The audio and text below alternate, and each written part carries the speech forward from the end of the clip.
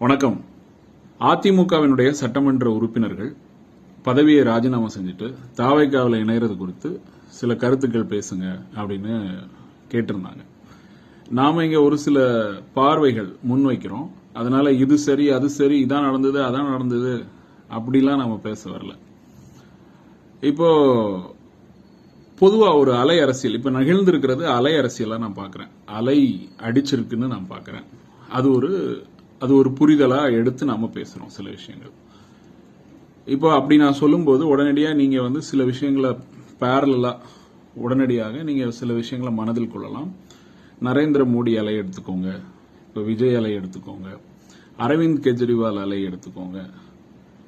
இன்னொரு பக்கம் இன்னொரு விஷயத்தையும் நீங்க பாருங்க.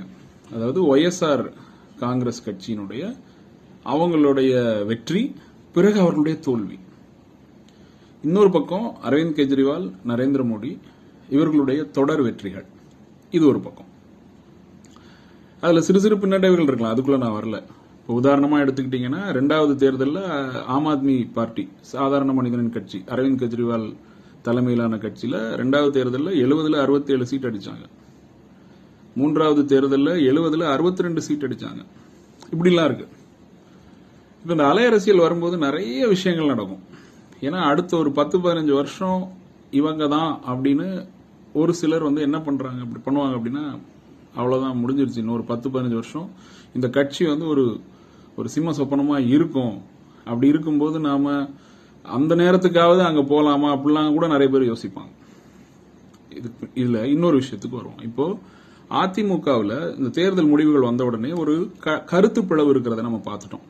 கருத்து பிளவை கட்சி பிளவா கொண்டு போறதும் கொண்டு போகாததும் கட்சிக்குள்ள நடக்கக்கூடிய விஷயங்கள், கட்சி தலைமை எடுக்கக்கூடிய முடிவு. இப்போ ஒரு கேள்வி, இப்ப பழனிசாமி நினைச்சிருந்தா இந்த கட்சி பிளவை தவிர்த்திருக்கலாமா, இந்த ராஜினாமாக்களை தவிர்த்திருக்கலாமா, இந்த கட்சி மாறுறாங்க இல்லையா அதெல்லாம் தவிர்த்திருக்கலாமா?